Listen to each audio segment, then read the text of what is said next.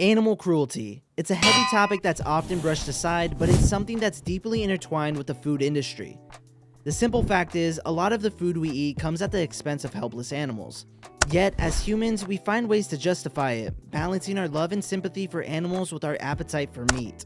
That's exactly what Bob's Burgers tackles in Season 1, Episode 3, Sacred Cow. This episode takes a deep look at the gruesome nature of the restaurant business, an industry that relies on the death of animals for the enjoyment of our food.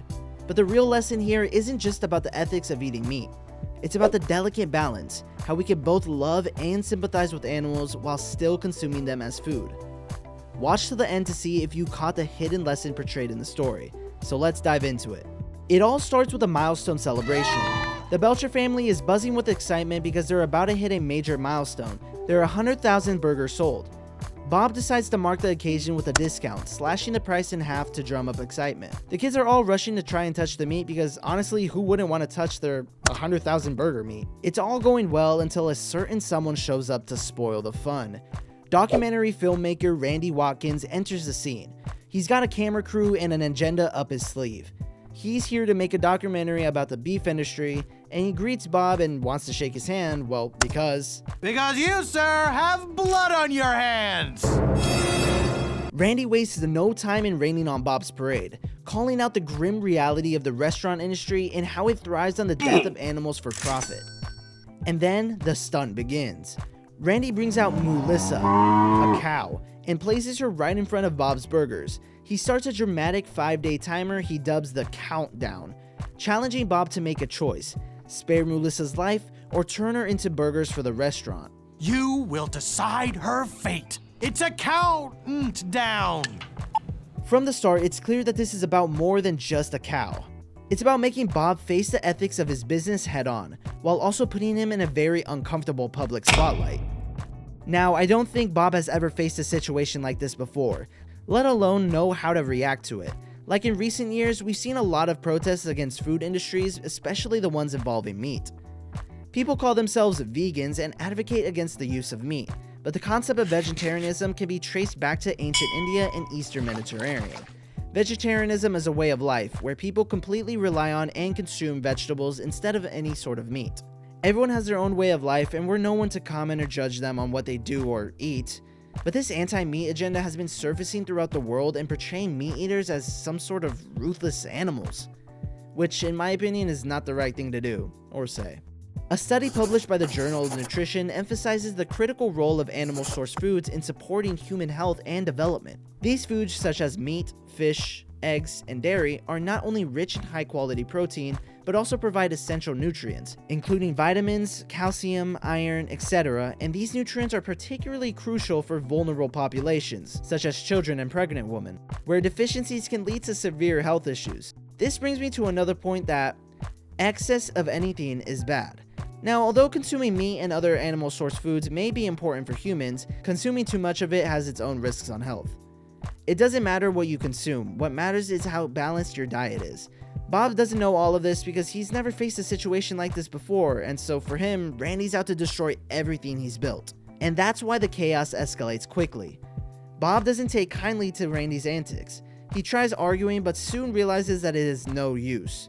Bob points out that Melissa is actually a steer and not a cow, but Randy dodges his questions like anything. It pretty much shows that Randy isn't here for fun. He's here because it's his job, and to Bob, this isn't about morality. It's about someone meddling in his business and insulting his life's work. After all, burgers are his passion and a way of making a living. At first, it seems like Randy's scheme is working. I mean, even Louise jumps in at the chance to stir the pot.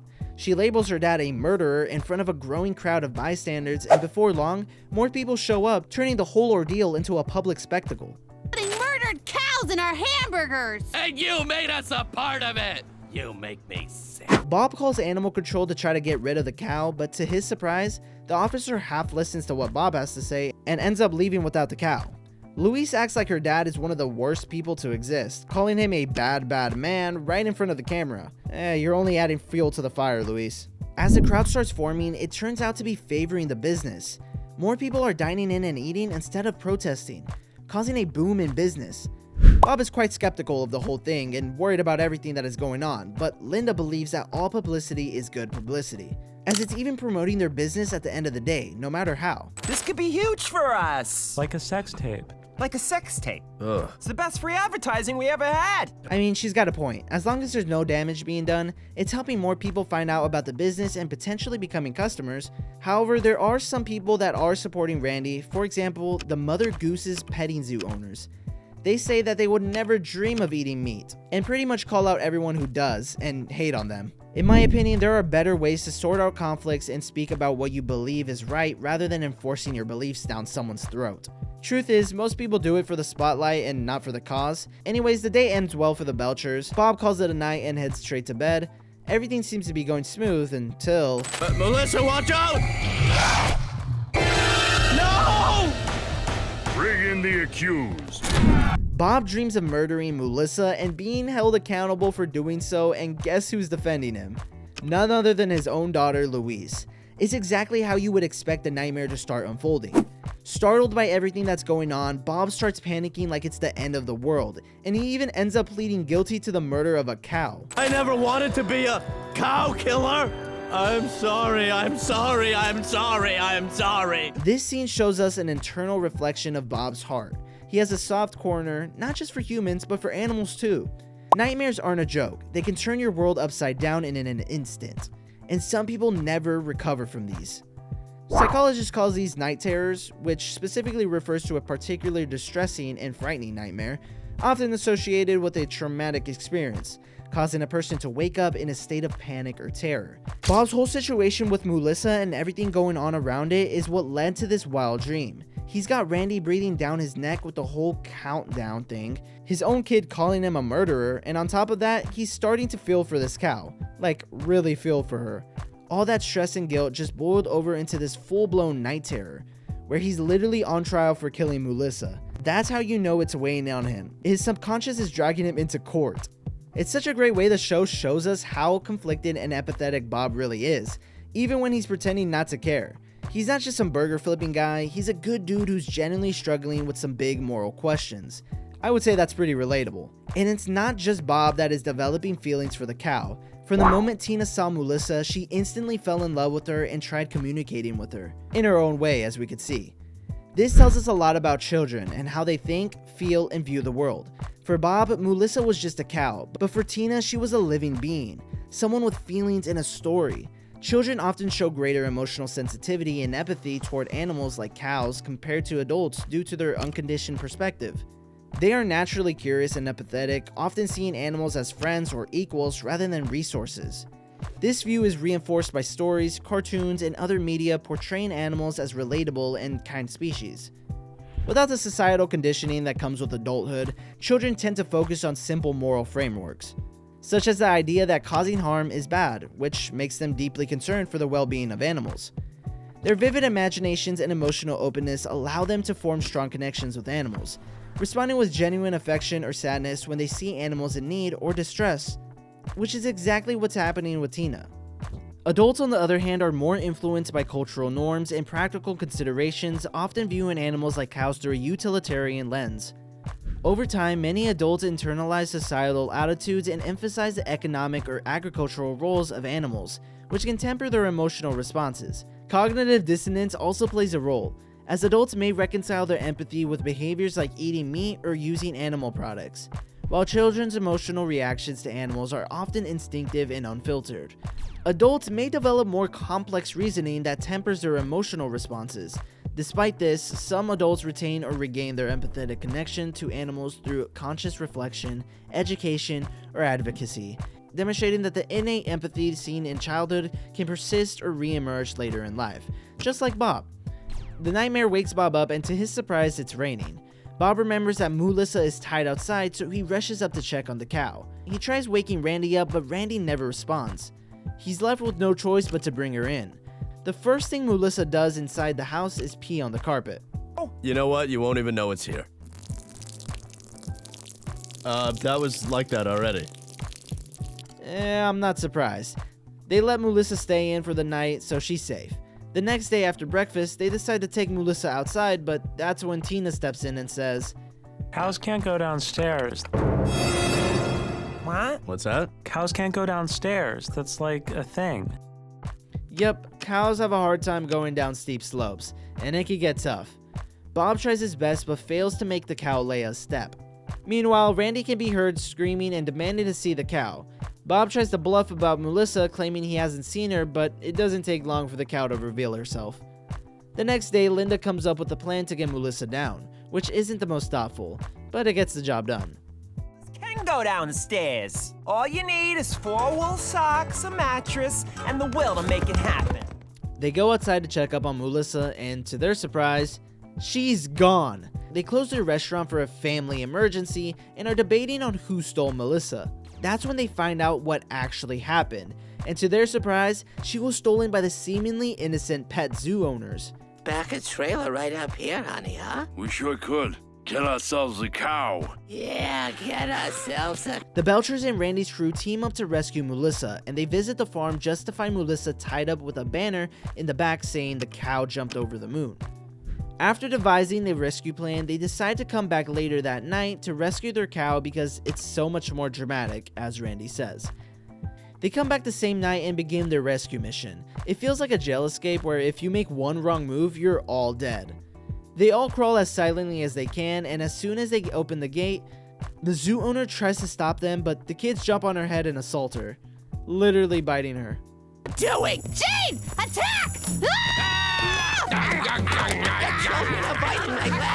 Randy! The team succeeds in rescuing Melissa, and they take her back to the shop where they are celebrating their success. This is when the countdown finally completes and Randy wants Bob to decide the cow's fate. Bob obviously doesn't want to answer, but Randy tries making Bob feel guilty about what he's doing. We're going to be talking more about Randy's behavior later, but this is where you know that Randy doesn't care about right or wrong. He cares about completing his documentary and embarrassing Bob. Louise doesn't miss the chance to label her dad a murderer again, and as they're arguing, the animal control van almost crashes into Melissa, but stops at the right time. However, Melissa falls down and dies because of a cow heart attack. Bob faints and dreams of meeting Melissa in his subconscious. They communicate there for a while, and Melissa requests Bob to cut her open and create burgers from her meat. Bob's surprised, and honestly, I would be too. He's hesitant and admits that ever since they met, he hates making burgers, and it just makes him feel so guilty doing so. Melissa tells him that her turning into burgers makes her feel special, and that makes her useful for the people. His conscience is clear, and he understands that you could love and sympathize for an animal, but also still use it for food. For me, this was a scene that truly highlighted the hidden lesson in this episode. Bob fainted because of the deep love and compassion he had unexpectedly developed for Melissa over time. At the start of the episode, Bob didn't see Melissa as anything more than just an obstacle, a living challenge to his business and beliefs. But as the days went by, Melissa became part of his life. Things started to shift. She wasn't just the cow outside anymore. She was someone he cared for in his own way. It revealed just how much empathy he truly has. By the time Melissa tragically died, Bob was devastated. All of that emotional weight, grief, guilt, and even a touch of helplessness crashed down on him, and he just couldn't handle it. This episode honestly does a great job showing Bob's character development, taking him from someone who didn't think twice about where his meat came from to a man who was ready to faint over losing a cow he came to love. It's a journey that feels so real and so human, showing how even the most unlikely connections can change a person. Bob goes on to cook his 100,000th burger and calls it the Rest in Peace burger. Hidden lesson. Randy's relation with Bob is not based on hate or disgust. It's based on the fact that it's Randy's job to do what he's doing, regardless of being right or wrong. We see Randy's attitude towards Bob throughout the episode, and it's quite concerning. He takes every shot he gets to try to blow Bob off his feet. Randy never tries to understand Bob and look at the other side of the picture, while we see Bob's character development through the episode. This shows that Randy is a static character and Bob is dynamic. Even towards the end of the episode, Bob asks Randy to stop his recording for a moment and just be human. Randy basically says the same thing back to Bob, showing that he doesn't care about anything other than his documentary. This shows us that not all people are dynamic. In fact, lots of people around us are static. They never try to crawl out of their personal beliefs and norms to look at the bigger picture and see things from a different perspective. And truth be told, if you never try to understand other people's perspective and you keep enforcing what you think is right, you will always go down a bad path. There's no such thing as right or wrong. It's all about perspective, and we as humans are obligated to understand other people's perspectives. There's this quote that I actually really love, and it says, "Life is your perception of reality." This is very true because when you think about it, the way you think, feel, act is merely based on how you perceive anything. If you like something, you develop good thoughts, emotions, and actions towards it. And if you dislike something, you just hate it. I think we all should just take our time, view things from different perspectives, because life, it's dynamic and not static, like Randy. One thing can have a million meanings, it just depends on how you choose to view it. And that's the beauty of life. While the episode doesn't shy away from the uncomfortable truth that the food industry is built on the lives of animals, it also doesn't paint things in black and white. Instead, it explores the complexity of human emotions, how we can care for animals and still consume them. It's a nuanced perspective that challenges us to think about our own relationship with food. I believe that this story is about compassion, contradiction, and coming to terms with the realities of life. It's funny, sure, but it's thought-provoking, and like every great episode of Bob's Burgers, it leaves you with something to chew on, literally and figuratively. If you're ready to eat a burger after this, click this video right here.